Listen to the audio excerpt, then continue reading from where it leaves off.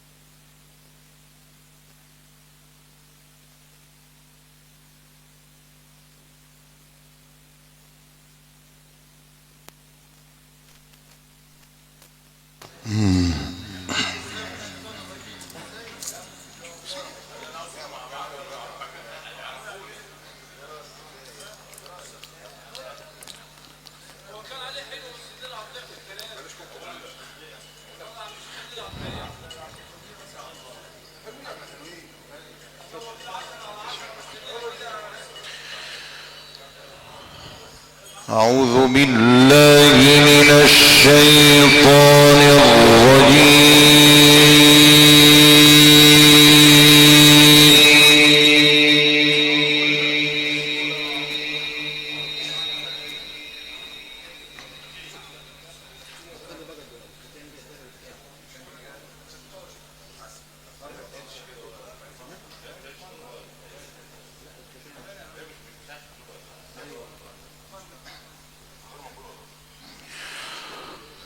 بسم الله الرحمن الرحيم.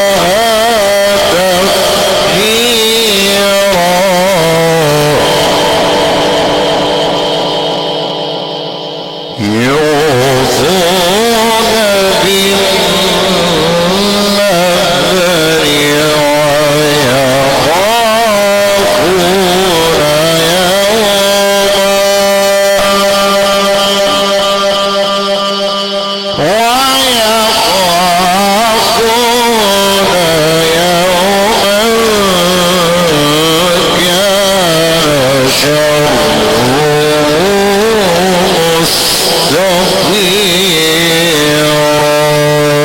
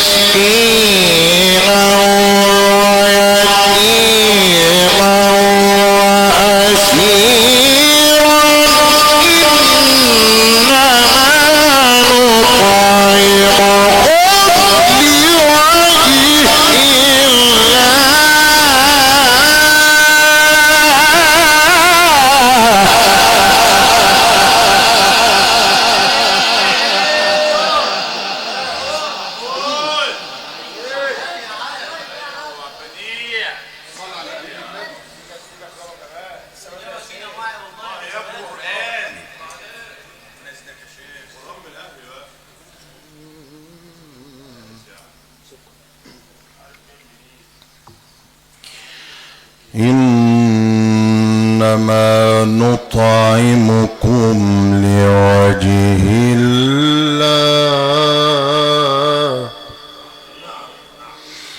لا نريد منكم جزاء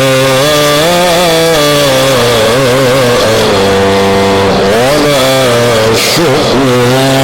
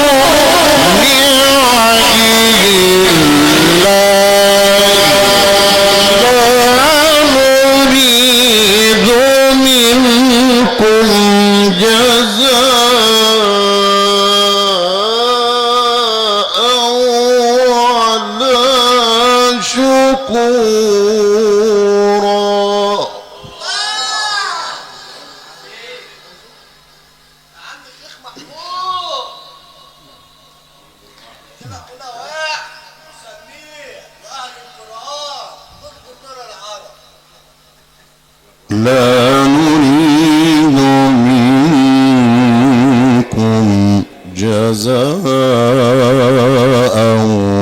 ولا شكورا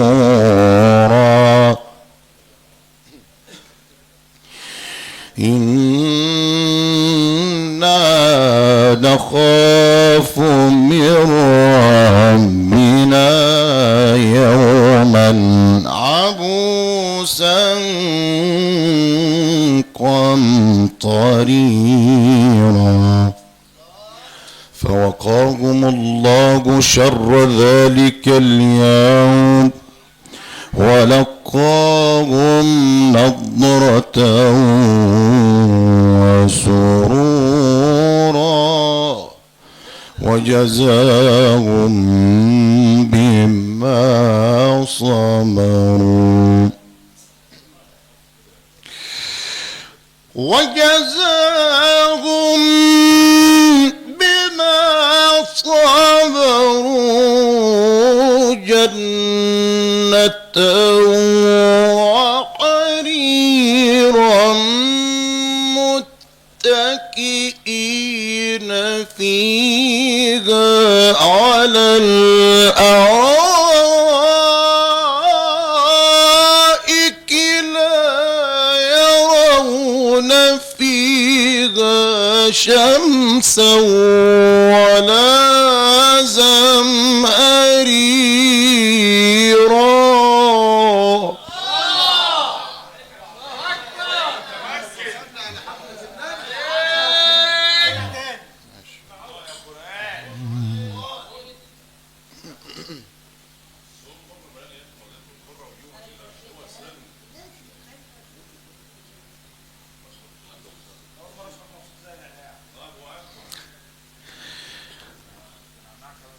وجزاهم بما صبروا جنة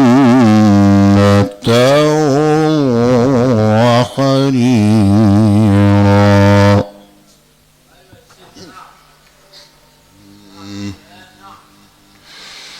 وجزاهم بما صبروا جنة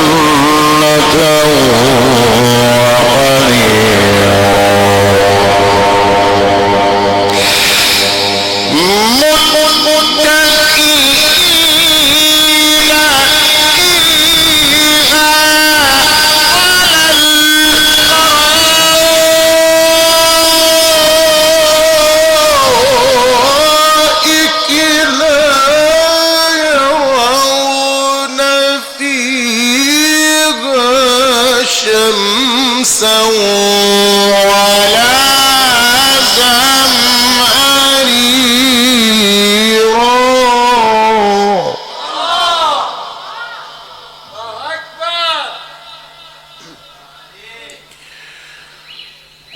وجزاهم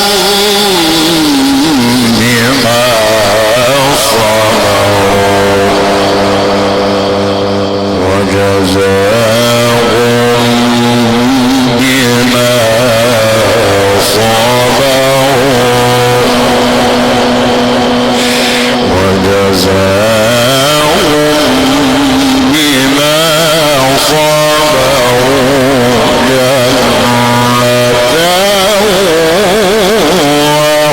صبروا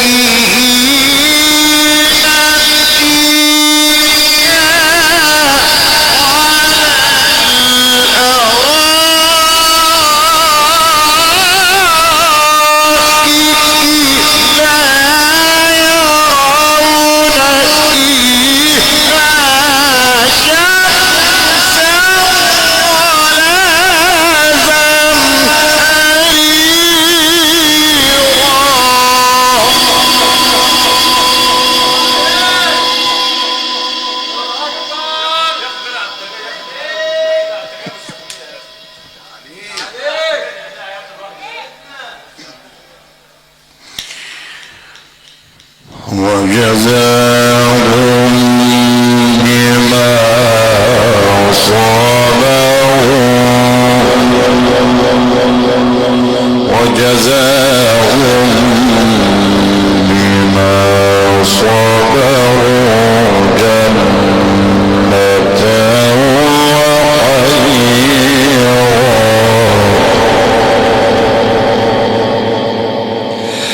وجزاهم بما صبروا جنة وحريرا.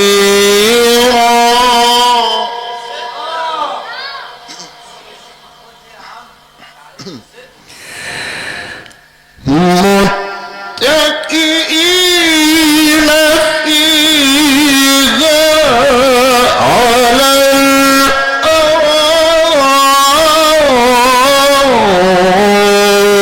الأرائك لا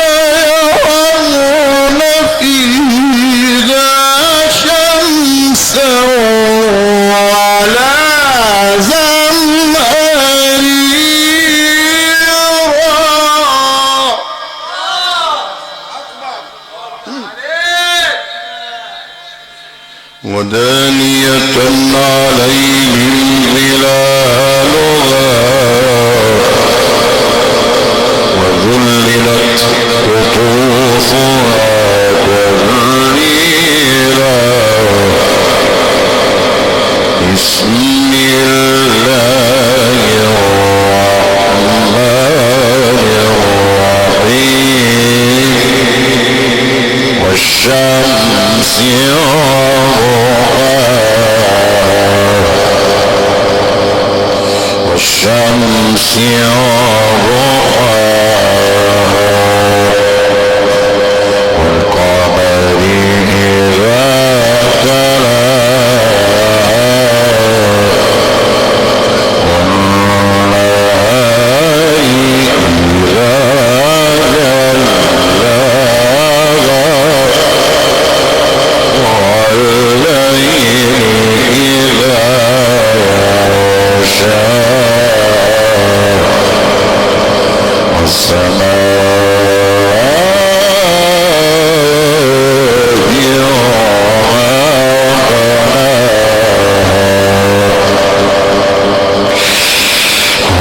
والشمس وضحاها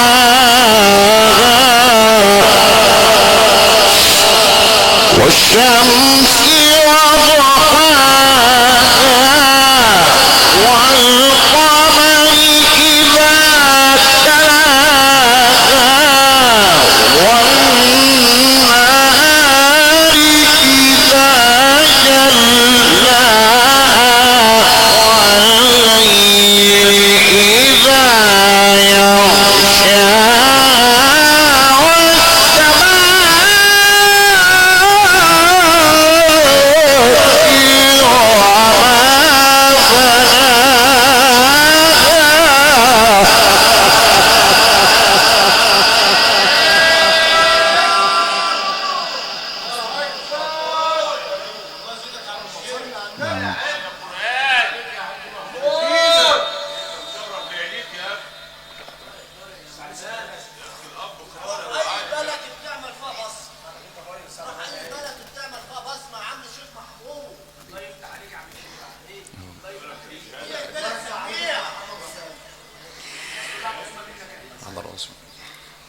والشمس وضحاها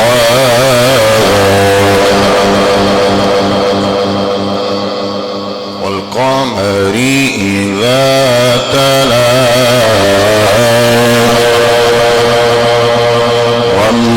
والنهار إذا جلاها والليل إذا يغشاها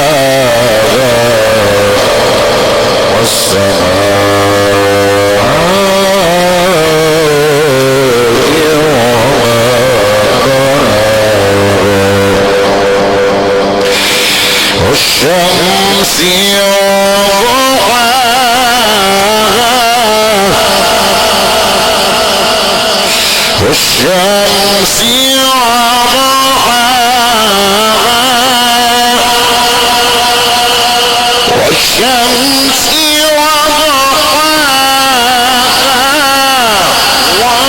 والقمر إذا تلاها والنهار إذا جلاها والليل إذا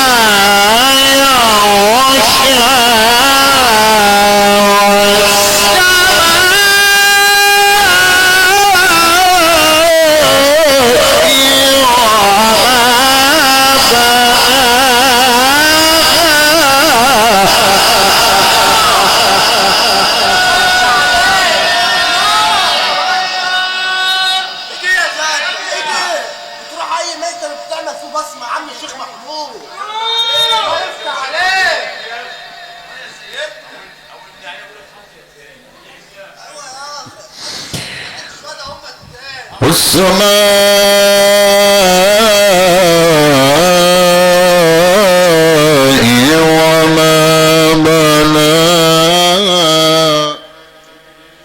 والأرض وما طحاها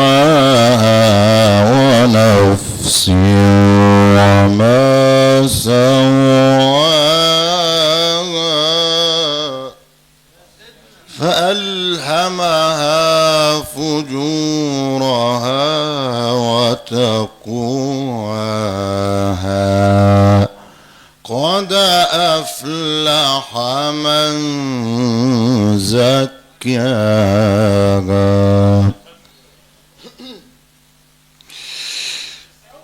قد أفلح من زكاها وقد خاب من دساها كذبت ثمود بطغواها إذ انبعث أشقاها فقال لهم رسول الله ناقة الله وسقياها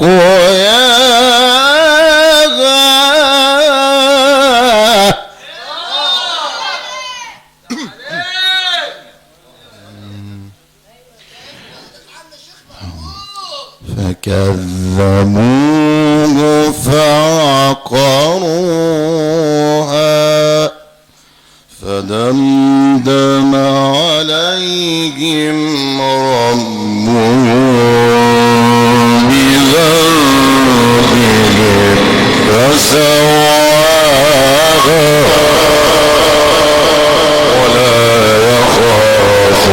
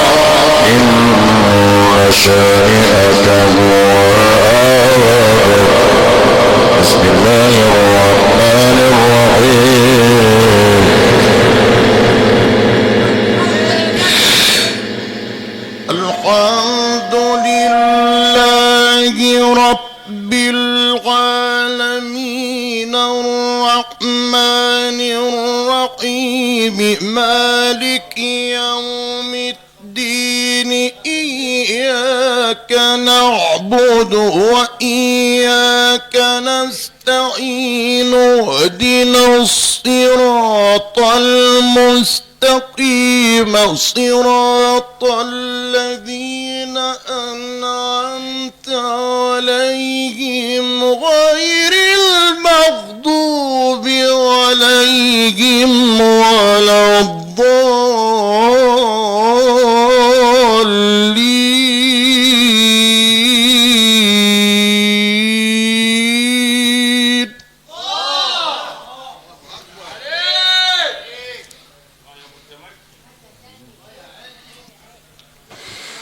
اهدنا الصراط المستقيم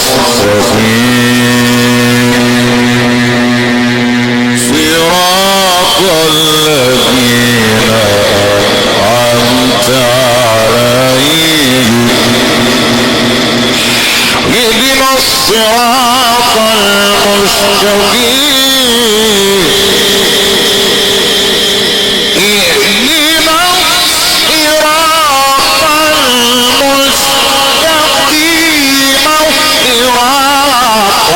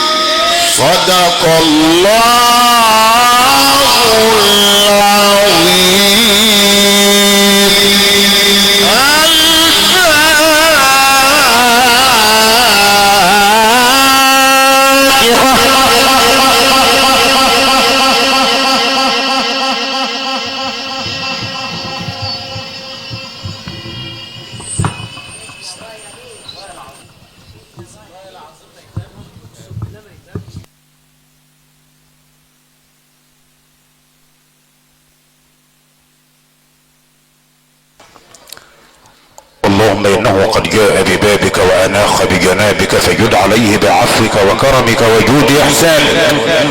اللهم ارحمه رحمة تطمئن بها نفسه وتقر بها عينه يا رب العالمين. وهكذا ياخذنا في رحاب الايمان والاسلام عشنا مع مسك الختام وذلكم العلم القرآني الاذاعي الكبير فضيلة القارئ الشيخ محمود عبد البديع السعدلي قارئ اتحاد الاذاعة والتلفزيون العربي والمقيم بمركز ومدينة ابو كبير بمحافظة الشرقية. كانت هذه التلاوة عبر اثير الاذاعات الخارجية والهندسة الصوتية المتميزة المهندس السيد رضا صالح، قشور الفراشة الذهبية المعلم حسن فتح الباب، لؤلؤة الإنارة الحديثة المهندس جمعة إبراهيم، الضيافة والخدمات الفندقية الراقية المتر أحمد عطا زنه، وحدات التصوير والبث المباشر مخرج الروائع المهندس أبو عبيدة المقيم بمركز ومدينة أبو كبير بمحافظة الشرقية. تتقدم الأسرة الكريمة والعائلة الكريمة بخالص الشكر والتقدير والاحترام لكل القيادات الشعبية والتنفيذية والمحلية والدينية، شاكرا السادة وأمد ومشايخ القرى المجاورة، شاكرا لحضراتكم جميعا وحضراتكم جميعا أصحاب مقام وأعلام الواجب في كل مكان. سعدت بصحبتكم على مدار هذه الليلة القرآنية المباركة. كان معكم مصطفى العمدة المقيم بمركز ومدينة كفر صقر بمحافظة الشرقية. أترككم في رعاية الله وأمنه، وسلام الله عليكم ورحمته وبركاته.